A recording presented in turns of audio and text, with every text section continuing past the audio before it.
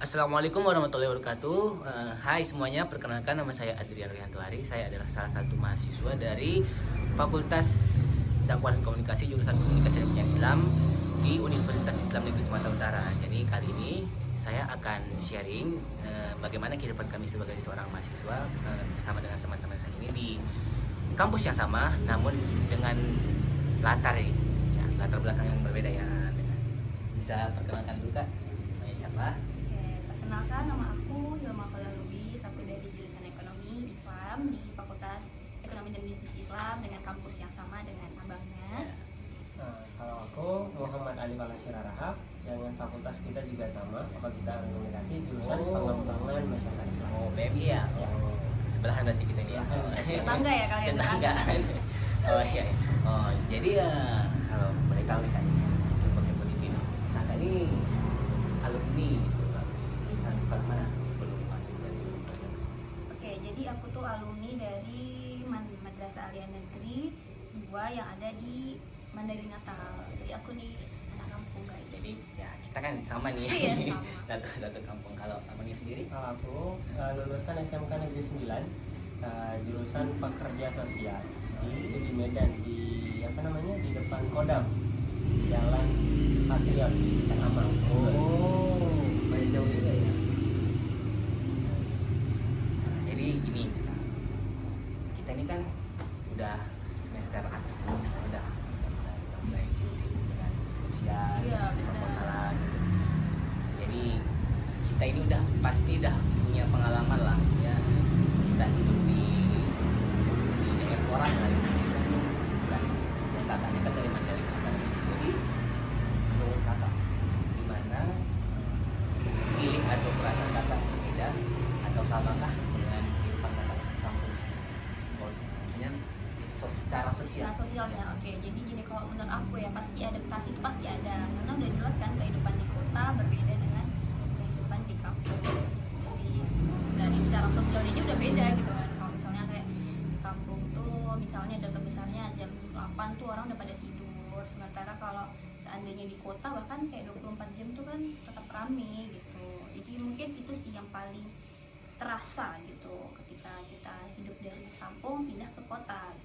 Lalu tadi kan kakak bilang ya, contohnya seperti tadi yang tengah malam tuh masih rame. Ya. Maksudnya Sedangkan- berarti bukan rame kayak Iya, rame-rame kali. ya maksudnya orang masih berkeliaran. Iya. Sedangkan di kampung ya kita bisa lihat sendiri kan kayak udah jam 10 tuh Udah sepi. iya udah gitu. sepi, maksudnya ya apalagi misalnya kan di kota tuh masih banyak tuh yang kayak anak-anak muda lagi nongki-nongki jam-jam tengah malam. Sedangkan di kampung itu kayak anak muda jam keluar tengah malam lagi, kayak kakak ini kan seorang wanita tuh di kampung Iya. nggak lumrah gitu. Iya, emang gak lumrah sih hal kayak gitu.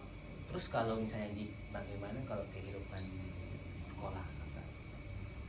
Kalau kehidupan Gimana? kalau kehidupan sekolah ya mungkin dia jelas kan beda kehidupan sekolah sama kampus. Kalau kampus kan dia lebih fleksibel waktunya. Kalau sekolah, apalagi kan aku basicnya memang sekolahnya di MAN gitu kan, agama gitu. Jadi tapi kalau sebenarnya dari segi basic sih nggak terlalu nggak terlalu jauh berbeda, karena kan dari MAN ke UIN yang memang dasarnya dia Islam gitu dan itu. Tapi kan kakak tadi fakultas ekonomi nih. Iya. Bagaimana kakak bisa, sedangkan man itu bisa dibilang pelajarannya ini tentang agama, basicnya tentang agama. Ya walaupun ada sains-sains. Lalu bagaimana kakak bisa memilih masuk ke fakultas ekonomi? Mana ya, itu mungkin dari segi ketertarikan aja gitu. Nanti kakak basicnya dulu ada di ekonominya atau Enggak, matematikanya? sama sekali nggak ada. Nah, itu Nah, gimana? ya itu dia, karena nggak ada. Kita kan manusia kan cenderung suka sama sesuatu hal yang sebenarnya dia belum tahu gitu kan. Mencoba gitu. Jadi kayak udahlah coba dulu keluar dari zona nyaman, ternyata lulus gitu, ya udah jalan Akhirnya menyesuaikan. diri. Kalau abangnya sendiri gimana ini? Tadi kan juga berbeda ya, Iya. dengan jurusan. Beda ini. banget Ya, gitu. beda banget kayak banting gitu, tekstil Iya. ceritanya. Apalagi yang kita tahu image-nya SMK itu kan lebih bebas, Iya. lebih karena dia lebih ke praktek, dia jarang seperti seragam rapi lah dan sebagainya. Tapi kalau khususnya di SMK saya atau di mahasiswa itu masih pakaian tuh rapi, nggak terlalu brutal dan sebagainya kayak orang-orang gambarin SMK seperti apa. tapi memang jauh berbeda karena basicnya di UIN kan kita keagamaan, sedangkan kita di SMK itu ya agama itu hanya beberapa les saja.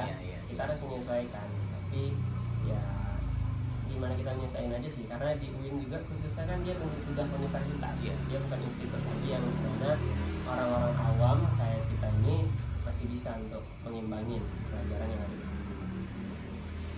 Jadi hal apa yang abang lakukan dalam hal menyesuaikan itu? Maksudnya kan pasti awalnya yang langsung pengen, aduh gimana nih, saya nggak ada basic nih, atau aduh ada langkah-langkah apa gitu. Kalau untuk mata kuliahnya sendiri itu mungkin memang nggak ada perbedaan jauh, karena kan saya pekerja sosial dan pengembangan masyarakat Islam. Tapi untuk basic di agamanya ya kita tinggal ikut-ikut teman aja yang mungkin lulusan pesantren, lulusan dari man, biasa mereka ngapain kajian kah, ngaji di mana dan sebagainya. Kita menyesuaikannya di situ. Untuk kegiatan kampus sendiri, abang atau contohnya organisasi gitu. Kalau dulu saya karena semester awal itu sambil kerja ya, kerja itu, tapi lama kelamaan harus dicari nih relasi ya, sebagainya. Akhirnya masuk organisasi di semester 3. Banyak sekali masuk tuh banyak. Saya jadi delegasi jurusan.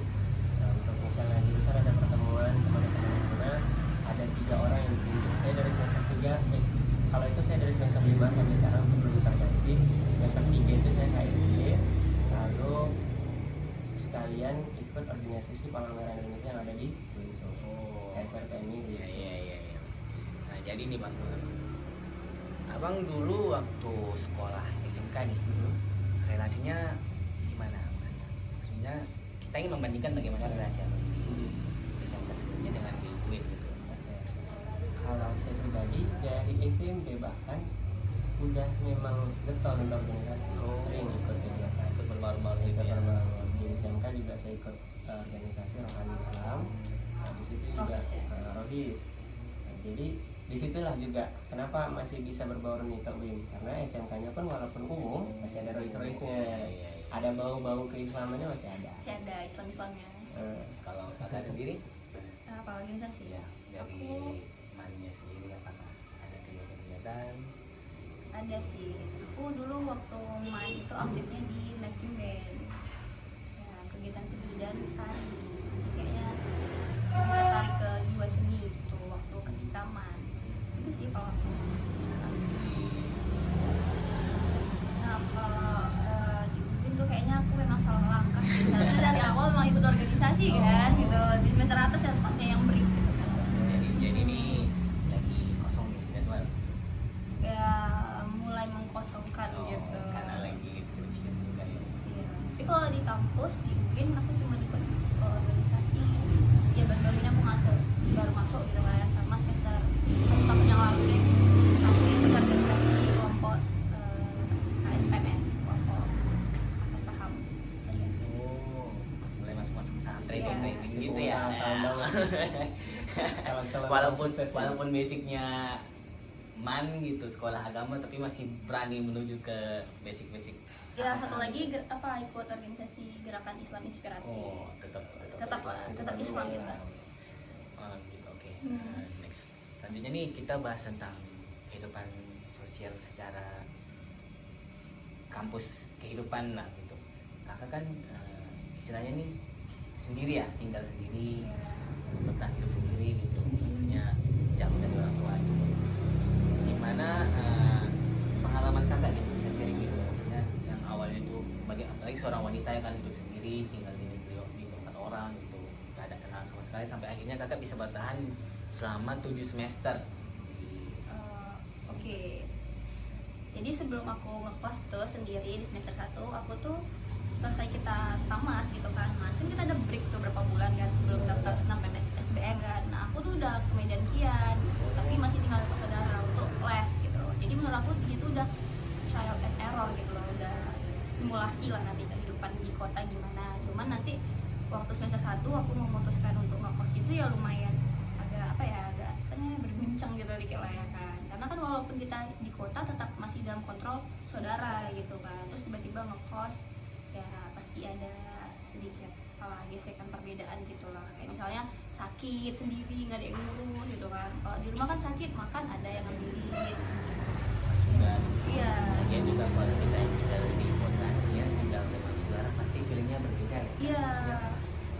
tidak semua saudara kita itu kayak benar-benar menganggap kita saudara gitu. Maksudnya Curhat ya, ya, iya. Bang? Karena saya juga ngalamin pasti Oke, ya kan, maksudnya kakak ya, tapi juga. kan bukan berarti kita kayak nggak apa ya, bukan nggak enak sih, cuman kan ya memang tetap aja namanya di rumah dan di rumah orang lain kan Feelingnya berbeda. Iya. Banyak tantangannya berarti. Iya. Bukan berarti nggak enak ya, klarifikasi. Lalu setelah itu setelah beberapa pasangan kakak, Nah kan setelah itu kita covid balik kampung tuh 2 tahun. Jadi ibaratnya kalau untuk ngekos yang katanya sendiri itu cuman kayaknya sekitaran 1 tahun 2 tahun. jadi ya udah selama pengalaman kakak kos ini gimana? Maksudnya perkembangan kakak yang akhirnya yang awalnya nggak pernah ngekos nih, waktu apa tiba-tiba akhirnya ngekos gitu. Ya pasti mengubah diri. Yang Ya, awalnya awalnya kayak apa-apa dikit orang tua apa-apa orang tua gitu kan, lebih mandiri sama kayak lebih apa ya udah lebih mandiri karena kayak ya udah kan di kota nih, oh kamu cuma punya diri kamu sendiri. berarti kakak ada perubahan lagi ya kan? Ada. Jadi perubahan itu apa? Selama kakak misalnya di kampung kakak ini jadi waktu ngekos jadi ini Kita sikap sih. Ya menurut aku kayak lebih dewasa. lebih sering keluar malam. Enggak. Karena nggak ada yang kontrol. Iya, kalau di kampung kan nggak boleh. Nggak Jam boleh. 10 dikunci pintu. Enggak Sekarang- sih, aku jarang formal karena ada yang ngajak. Kalau diajak mau. aduh. Gila. Kalau abangnya sendiri gimana kehidupan Antara pribadinya sebelum dan sesuai? kalau SMK ya kita memang orangnya kan kompak nih, apa-apa tuh kompak. Kalau di masa kuliah awalnya aja kompak, akhirnya semua punya jalan Iya, masing-masing. pribadi masing-masing. Sama kalau di SMK kita seolah-olah punya waktu yang panjang kan. Misalnya kita pulang jam 1, kita menuju sore itu aja kita bisa main kemana aja sama kawan-kawan. Dan kita patokannya sore atau mau maghrib itu pasti udah di rumah. Tapi di masa kuliah ini, padahal kita kuliah kalau kuliah kita tuh paling 2 jam ya kan, 2 jam organisasi sedikit apa segala macam. Paling Habis itu duduk doang. main tapi kayak butuh waktu yang lebih panjang. Kadang mau pulang malam, mau agak lebih lama organisasi apa segala macam. Pokoknya dia lebih inilah, lebih ke perbedaannya masa sekolah ke kuliah aja rata-rata. Dari pihak keluarga abang sendiri maksudnya ngasih kebebasan nggak sih, atau kayak kamu harus harus ini?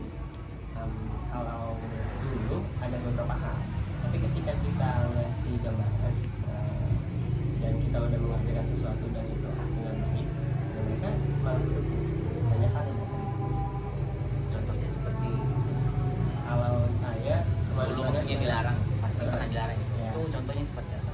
Kalau dulu larangan misal mau pergi kemana pasti banyak larangan, tapi karena mereka sudah tahu saya pergi ke sana tuh ngapain, misalnya saya pergi ke sana tuh mengajar atau saya pengabdian atau saya kemana dan itu mereka memberikan, bahkan mereka support. Dan lebih utamanya lagi kalau bisa jangan ngambil duit dari rumah, pergi aja. Pergi aja, yang penting udah kehidupanmu sendiri, ya udah yang penting jangan ganggu kami gitu. Jadi kan dia intinya itu kegiatannya positif. Didukung sama orang tua gitu. Jadi selama akhirnya masuk universitas juga lebih leluasa, lebih Iya. leluasa. Oke, jadi ini kakak kan tadi baik lagi nih ke kakaknya kan, Oke. ngekos nih, Iya. pasti ngekosnya nggak sendiri dong, maksudnya pasti ada tetangga. ada Oh teman. iya, oke. Dan itu pasti kalau udah ngekos pasti dia udah dari luar daerah. Menurut kakak gimana sih maksudnya orang-orang di sekeliling kakak kos? Maksudnya ada tetangga itu yang gimana, sifat-sifatnya gimana? Menurut kakak? Menurut aku ya, ketika kehidupan di kota itu beda memang sama kehidupan di kampung. Biasanya kayak ngekos nih, kita bertetangga tapi kita nafsi sendiri gitu, kayak lebih cuek. Beda kita sama tinggal di kampung, kita punya tetangga gitu. Walaupun ini intinya sama tetangga, satu tetangga rumah, satu tetangga kos. Cuman ya memang itu sih lebih kayak sendiri-sendiri aja gitu, lebih ke nggak peduli sih. Tapi kan kita tahu sendiri kalau kita di kampung tuh setiap melakukan apapun itu selalu kayak dilirik gitu.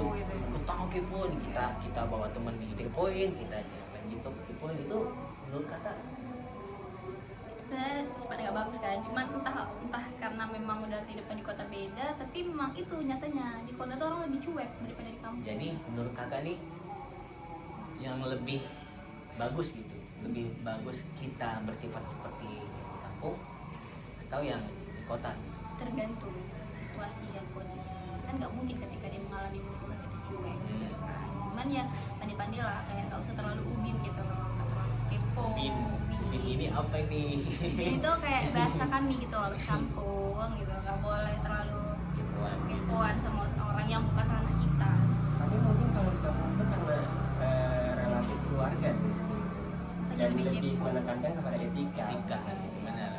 Makanya mungkin tergantung Iya, situasi dan tergantung kondisinya. situasi dan kondisi. Jadi kita balik ke kampus lagi nih, universitas. Di universitas itu rata-rata orangnya juga campur-campur ya, gitu. Maksudnya yang ada yang kayak kakak lulusan Iman, ada yang abang lulusan SMK, ada yang saya dari pesantren. Menurut kakak nih, gimana sih cara kita berbaur dengan orang-orang yang dengan latar belakang yang berbeda? Oke, mungkin kalau pertama tuh harus menyesuaikan gitu kan, karena kayak ya udah mungkin kalau anak man atau anak pesantren kebiasaannya sering ngaji, sering sholat gitu, sementara yang dia banyak begitu ya, maksudnya kayak itu apa sih kurang gitu kan, itu memang harus berbaur sih, cuman awal-awal agak susah menurut aku untuk membaur dengan mereka yang lulusan yang berbeda gitu. Tapi semakin kesini semakin ngerti sih. Gimana cara berbaur? Sudah ngerti secara perbedaan antara latar belakang kita dan Kan sering bersama kan akhirnya paham juga sendiri gitu, karena sering sama-sama, sering main sama-sama, jadi paham sendiri gitu, jadi nggak harus kayak oh ini aku harus mengerti dia gitu. kalau secara pola pikir menurut kakak ada perbedaan nggak sih? Bukan dari Setiap orang-orang ini, setiap latar belakang kan pasti memiliki pola pikir. Akan setiap orangnya sendiri pasti memiliki pola pikir yang berbeda. kalau pola pikir lebih ke bukan karena dia ada SMK atau anak atau ada SMA ya, tapi lebih ke dia sekolahnya di kampung atau di kota. Jadi kakak lebih menilai dari dia sekolah di mananya gitu, bukan dari Tempat dia institut tinggal. yang berbeda gitu. Iya, bukan dari tempat dia sekolah gitu pokoknya. Perbedaannya apa tuh? Ya pasti memang pemikiran anak kota lebih maju kan daripada anak kampung. Itu nggak bisa dipungkiri, walaupun sekarang tuh kayak internet, gadget semuanya udah masuk ke kampung, tapi tetap aja perbedaan signifikan itu ada. Jadi menurut kakak tuh tetap ada perbedaannya. Ada. Jadi ini kita kan bisa dibilang masih anak kampung nih gitu. Iya. Menurut kakak tuh bagaimana solusinya, maksudnya kita itu biar maksudnya setara gitu secara pendidikan nih gitu kan. Secara kan kita pasti tahu walaupun dengan gadget masuk, tapi seperti jaringan terus listrik gitu susah ya. Nggak salah, di kampung aku nggak kayak gitu ya. Masa Kayaknya sih? kalau untuk taraf pendidikan udah mulai membaik sih. Cuma ya, Mungkin cuma ada ya. di beberapa kampung yang mungkin dia memang pelosok, Seperti susah lah gitu. daerah pelosok-pelosok kita kan masih banyak tuh, Enggak, daerahku enggak. masih banyak. Ya, daerah-daerah sananya, ya, dari perbatasan. Ya, memang lumayan banyak sih, tapi bukannya sampai kayak memprihatinkan sekali gitu. Maksudnya kadang juga dari segi teknologi kan masih tinggal jauh nih. Ya, lumayan. Informasi juga kadang masih kadang apalagi kayak zaman sekarang yang hoax tuh yang mudah banget nge-share, tinggal share WA ini nggak boleh begini gini. Itu tugas kita kan, mahasiswa yang dari kampung pindah ke kota, pindah lagi kan untuk edukasi mereka. Jadi kakak kedepannya ini masih ada tujuan balik ke kampung. Oh, untuk sejauh ini nggak ada. Tapi tadi dari kata-katanya Ya kan edukasi bukan berarti kita harus tinggal di sana kan. Jadi kan liburan tuh ke sana, kita buka jasa les, kita carikan guru yang kita mempunyai dengan standar untuk mereka mempersiapkan hidup ke kota nanti. jadi kakak masih ada tujuan baik gitu ya. Ada dong pasti. Walaupun nggak ada planning berkelanjutan. Apa ini nggak sependapatnya sih? Nggak pemikiran apa. Iya. Ya udah kalau gitu Kayak kan pendapat abang bagus nih. nih, justru kan berbeda Ya, pendapat itu yang ya. kayak kita jadi nemu titik terangnya Kalau ini loh yang kalau terbaik. pendapat abang nih yang Pertama soal ibadah dan sebagainya. Malah saya nemuin banyak lulusan pesantren yang ketika masuk ke kota mereka tuh punya uang, aku bebas. ya benar sekali itu. Ya. Mungkin ini segi yang berbeda ya. Kalau masalah ibadahnya itu masing-masing. Iya betul. Lulusan apapun dia itu masing-masing ibadahnya. Kalau dari segi kemampuan, memang kalau kita lihat pola pikirnya banyak yang agak lebih jauh dari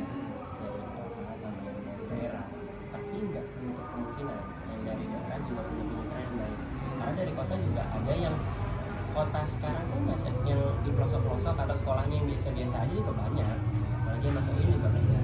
Jadi itu tergantung orangnya kan, nggak bisa kita samain sekarang dari kota ataupun dari desa. Tapi ada perbedaan sedikit ya, dari teknologi, dari perkembangan, dari bahasa. Kita kan lebih luas di kota ini, karena di Medan itu kalau dibilang sastrawan adalah kota bahasa. Kita bahasa itu campur dari Cina, India, Melayu, Indonesia, Jawa, kita campur semuanya. Bahkan kalau orang luar ke Medan tuh banyak bahasa-bahasa yang mereka nggak tahu. Pinomat lah misalnya. Padahal itu yang padahal sebenarnya itu itu bahasa yang formal ya, biasa aja gitu. Pinomat kayak gini lah misalnya kan. Kamu kalau nggak tahu kata ini kayak bukan orang Medan gitu. Kalau misalnya perbedaan kata seperti kata kereta yang di luar daerah Medan itu kereta itu yang jatuhnya kereta, kalau sini tuh motor gitu ya. Motor nah kan beda lagi ya di Medan. Seperti galon di sini tuh SPBU. Karena galon tuh air mineral. Iya benar sekali. Sama satu lagi sih yang paling mencolok. Kalau saya pribadi yang udah berpikir di kota dan sudah banyak ilmu yang ada di kota, lebih baik saya hidup di desa. Beda ya. Karena menghasilkan uang di desa. Karena kesalahan orang di desa adalah dia tak tahu ilmu untuk mengembangkan. Misal, saya pernah saya termasuk hidup di kota itu termasuk berat juga lah. Dalam artian apapun saya kerjain, saya pernah jual, nggak sedih-sedih banget. Pengalamannya setiap manusia itu punya pengalaman sendiri. Jadi saya pernah jual kambing tuh, ya kan, jual kambing, susu kambing apa saya jual. Saya belajar tentang peternakan dan sebagainya. Di desa banyak orang beternak itu ya sekedar ternak. Tapi ketika saya punya ilmunya, dan itu yang akan saya kembangin di desa, bahkan udah saya proses sekarang. Jadi gimana caranya kita buat peternakan itu yang lebih modern? Kambing itu nggak usah kita angonin. Gimana caranya kambing itu tetap di kandang, tempatnya bersih, nggak bau, penghasilannya lebih besar. Dan itu yang nggak dimiliki oleh orang desa. Jadi saran saya sih, kalau saya pernah nyarinin dan saya marahin ke sepupu saya gitu kan, kenapa kok lari ke Medan hanya untuk pekerjaan yang sebenarnya bisa pekerjaan di sana tuh lebih besar, Lebih banyak penghasilannya. Jadi saya ajarin bla bla bla, saya bilang cari ilmunya di Medan, cari apapun yang di sini bisa, belajar kemanapun, kembangkan di sana. Jadi banyak orang bilang kalau udah ke kota tuh malu balik ke kampung. Kalau saya pribadi udah ke kota, ke kampung, kembangin kampung. Kalau saya sih itu. Beda sekali ya rasanya. Kayaknya circle abangnya lebih positif dari aku ya. Secara pemikiran juga lah. Menurut saya juga sih berbeda ya. Soalnya ini bang, yang abang menurut saya ini ya bang ya. Menurut saya itu yang abang bilang itu ada benarnya. Cuma kalau dipikir-pikir ya, memang kita tinggal di kampung itu kehidupannya itu bang secara sangat jauh dari Berbeda, ekspektasi. iya. Tidak semudah yang kayak abang bilang kita kembangin di kampung gini. Gak Tidak semua semudah. orang masyarakat itu mau mendukung ide kita. Karena memang manusia untuk ke perubahan itu nggak mau, karena akan ada sesuatu yang berubah. Itu pasti. Dan Iya. penghasilan mungkin. Tapi kalau menurut saya, karena saya sering bolak-balik kampung juga, saya pernah tinggal beberapa lama juga di kampung gitu. Ya itu yang tadi saya bilang, saya udah mulai kembali sekarang. Makanya saya percaya bahwa sebenarnya itu bisa. Perbedaannya hanya kalau di kota dan di kampung. Kalau di kota itu Indomaret lah, mall banyak. Kalau kita yang udah di kota kan dari kecil kita udah masuk. Ya kita butuh itu sebenarnya. Kita malah lebih enak balik ke kampung. Bahkan ayah saya sama mama saya nanti ketika kira-kira bulan 4 bulan 5 setelah saya kuliah selesai nanti, mereka akan balik ke kampung. Emang abang aslinya orang mana gitu? Kalau saya asli Medan. Orang tua saya yang laki-laki asli itu Gunung Tua. Dekat-dekat lah sama Daerah Panggil kita sebenarnya. Makanya saya masih jauh. jauh lah, 4 Gunung Tua itu kan daerah Sipirong. Tapi kan gak jauh-jauh kali. Jauh, Jauh, jauh. Dari Penyambungan aja itu sekitaran 2,5 jam juga. Bahkan dari Sidimpuan aja masih sekitar 1-40. Tapi Gunung Tua sama Penyambungan itu satu kabupaten, bukan Awaris. Beda-beda. Penyambungan itu kan dari Ngasal. Iya, Sibubuan. Iya. Sebenarnya itu juga terbilang dekat, cuma jalannya itu dibatasi gunung. Ya, kita harus Jadi muter-muter. akhirnya muter dari Sidimpuan lagi kan ke Penyambungan dan sampai ke atas. Ini orang Gunung Tua ya. Ya, betul. Nanti abang udah pernah ke Gunung Tua nih. Sering. Jadi gimana pendapat abang menurut abang secara apa maksudnya? Oh jadi ini Gunung Tua ya gini. Banyak yang bisa disebut. Bahkan sebenarnya orang kaya itu juga nggak bisa Memang. Iya, itu memang jelas. salah. Tapi kebermanfaatan cara mereka memanfaatkan apa yang ada di sana itu yang masih kurang. Salah satunya apa itu bang yang kurang dimanfaatkan? Peternakan. peternakan yang memang terintegritas. Mereka banyak peternakan tuh peternakan petani. Bahasa petani itu ibarat sekedar aja, tapi gimana caranya mereka buat di peternakan farm. Kayak di luar negeri kan mereka peternakan buatnya, mereka betul-betul buat peternakan tuh peternakan. Jadi lebih berkembang. Cuma ya kalau menurut saya kan di daerah sana Ini loh mungkin gersang nggak mungkin sih? yang susah itu dari orang kampung itu cara mendistribusikannya kayak ya nggak sih ya kalau seandainya kayak mungkin bisa diterapi ilmu yang kayak abang bilang tadi, tapi kan nggak semua orang ngerti ilmu distribusinya gitu. Kalau distribusi sebenarnya mereka udah lulus. Sampai saat ini mereka udah lulus kalau saya lihat. Karena perkembangan distribusi sekarang hampir rata-rata di sana orang punya mobil. Kemanapun mereka tinggal jual, dimanapun mereka tinggal jual. Tidak ada peningkatan Lebih ke ini, lebih ke hasil dari misalnya mereka nernak kambing udah capek ngangonnya, hasilnya tuh kecil-kecil. Tapi gimana caranya ternak kambing itu dia tetap aja di kandang, tapi hasilnya lebih besar dan lebih cepat. Itu perputarannya lebih cepat dan hasilnya lebih banyak. Itu maksud saya tadi. Sama untuk sapi. Kalau sapi kan sapi atau lembu mereka ngangon dia saja, lepas gitu aja. Lepas dah. Nanti Itu sore tinggal. atau apa segala macam kan capek. Ada cara yang mereka tinggal letak tapi hasilnya tuh luar biasa. Pernah lihat kan kalau di YouTube tuh sapi-sapi sampai 1 ton, mereka tahu memilihnya. Bagaimana ciri-ciri ke sapi itu yang bakal besar, bagaimana cara untuk makannya apa segala macam, untuk obatnya segala macam mereka paham. Harusnya seperti itu. Makanya belajar di Ya kota. memang sebenarnya itu lebih ke pengalaman gue. Sebenarnya kita juga nggak bisa memilih antara lebih baik kota atau sebenarnya keduanya memiliki sisi positif dan negatif ya. Tapi kayak di kampung tuh memang banyak potensial ada potensi, cuma sumber nggak daya di kota alam gitu. Sedangkan di kota itu memang udah saingannya itu udah berat semua, di kalangannya itu udah yang memang kita tuh harus mulai dari nol banget gitu ya. Jadi kakak nih ya, terakhir nih sebelum kita kasih saran nih untuk para adik kelas atau orang-orang yang ingin tinggal di kota terutama di Medan. sarannya lebih ke kayak pandai-pandai lah hidup di kota gitu kan, pandai-pandai punya kawan karena jadi kawan ini ada yang beli kan ada yang buat kita jadi lebih membangun gitu. Kayak circle banget itu positif daripada aku itu kan termasuk apa namanya salah satu aspek kayak gitu. Kita tuh harus pandai memilih gitu. Itu aja sih kalau kita yang orang kampung yang ke kota harus pandai memilih jangan gampang tergoda karena kan orang kampung keluar ke kota itu kan kayak kambing baru dilepas. Cuma kan ya bukannya kita kalau misalnya kita seperti rekan kakak kan harus beradaptasi. Ya kita beradaptasi harusnya memang harus terjun langsung ke tempat itu masih atau gimana? Nggak tahu ya karena aku memang orang Medan gitu loh, cuman emang pindah ke kampung gitu.